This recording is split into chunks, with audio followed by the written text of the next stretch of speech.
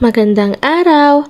Alas 5 na po pala ng hapon dito sa Dubai. Pero ang liwanag-liwanag pa rin po sa labas. Sa tuwing summer po kasi dito, 7 PM na po yung dilim. At dahil hapon na po, gagawa po tayo ng hapunan. Ang lulutuin ko po ngayon ay menudo. Sariling recipe ko lang po to ha, kaya wag niyo po sana akong i-bash. Meron na po akong karning baboy dito. Kaso po, malaki masyado yung hiwa. Kaya hiniwa ko pa po ito para mas dumami din yung sahog nating karne. Mas masarap kasi lalo yung menudo kapag maraming sahog na karne. Nung nahiwa ko na po lahat, hinugasan ko po muna ito bago ko lagyan ng ating asin. Pagkatapos ko pong hugasan yung ating karne, naglagay po ako dito ng kaunting asin. Timplahan lang po natin to ng kaunting asin para yung karne natin ay may lasa. Hinimas-himas ko lang po ito para ang lahat po ay matimplahan. Nung okay na ang ating karne, nagpainit na ako dito ng ating kawali. Nilagay ko lang sa medium heat yung ating apoy. Nung uminit ng ating kawali, binuhos ko na dito ang ating karne. Hayaan lang po muna natin ito hanggang sa lumabas ang sarili niyang mantika. Habang nag-aantay tayo sa ating karne, ay maggagayat po muna tayo ng ating mga gulay na isasahog sa ating menudo. Yung gulay na ilalagay ko, patatas at carrots lang naman. Naubusan po kasi kami ng green peas. Gumamit lang po ako dito ng 2 carrots at 4 na rin na patatas. Binalatan ko muna po ito lahat bago ko hiwain. Nung nabalatan ko na nga po lahat ng gulay, hinugasan ko po muna ito.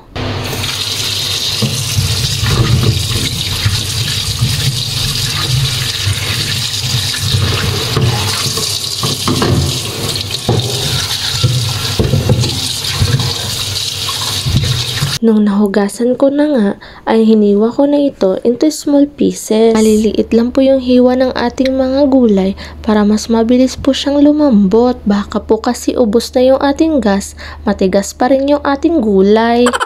Nung natapos ko na nga nahiwa yung ating mga gulay, sinunod ko namang gayatin yung ating mga sangkap. Nilagyan ko nga lang pala ng tubig yung ating patatas para hindi po siya magkulay brown. Ito nga po pala ang mga sangkap na gagamitin ko sa pagluluto. Meron tayong bawang, sibuyas, honey, ginger paste, bell pepper, pork cubes, brown sugar, at butter. Nung saktong lumabas na po yung sariling mantika ng ating karne, nilagay ko na po dito yung ating isang bloke ng butter. Huwag na po tayo maglagay ng mantika dahil may sarili na pong mantika yung ating karne. Kapag nagmelt na po yung ating butter, pwede na po natin ilagay yung ating mga sangkap. Inuna ko lang po ditong gisahin yung ating bawang. Nung nag-golden brown na po yung ating bawang, sinunod ko na po dito yung ating sibuyas. Nung lumabas na yung aroma ng ating sibuyas, sinunod ko na po dito yung ating ginger paste. Kung wala naman po kayong ginger paste, pwede naman po yung normal na luya na lang. Kapag lumabas na yung bango ng ating ginger paste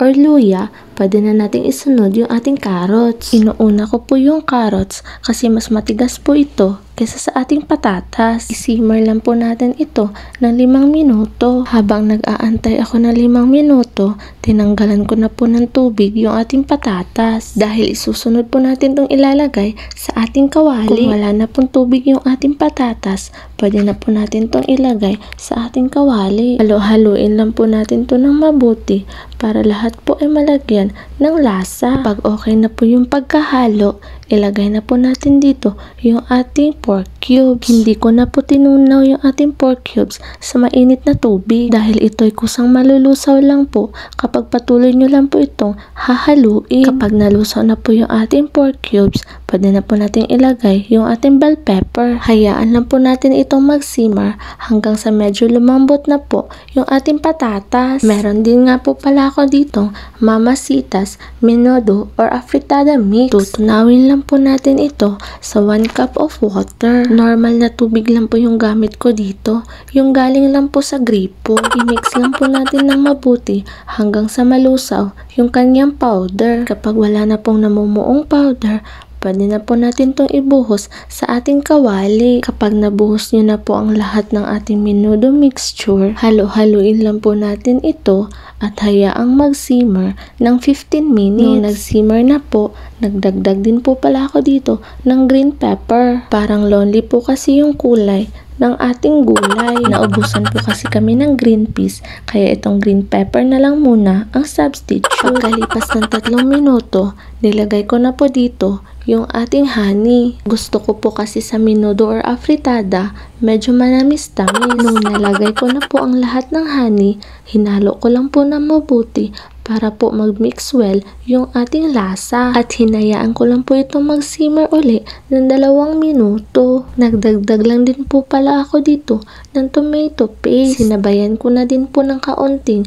tomato sauce. Medyo nakulangan kasi ako sa kulay ng ating menudo. Mas gusto ko kasi mamula-mula para mas lalo siyang nakakatakam kainin. Ang pangit naman po kasi kung maputla masyado yung ating menudo. Nung nasakto na po yung kulay para sa akin, nilagay ko na po dito yung brown sugar. Kung okay na po yung tamis kanina sa paglagay nyo ng honey, pwede na po kayong hindi maglagay ng brown sugar. Nung malapit na nga pong lumambot yung ating patatas, naglagay na din po ako dito ng asin at paminta. Durog na paminta po pala yung ginamit ko. Hinalo ko po muna ito na mabuti bago ko tinikman. Nung okay na po yung timpla para sa akin, nagdagdag lang po ako dito ng chili flakes. Optional lang po ito. Gusto ko po kasi medyo manamis-tamis na medyo maanghang-anghang. Kung may mga bata po nakakain, huwag yun na lang pong lagyan ng chili flakes. Diba kahit kaunti lang po yung ating karne,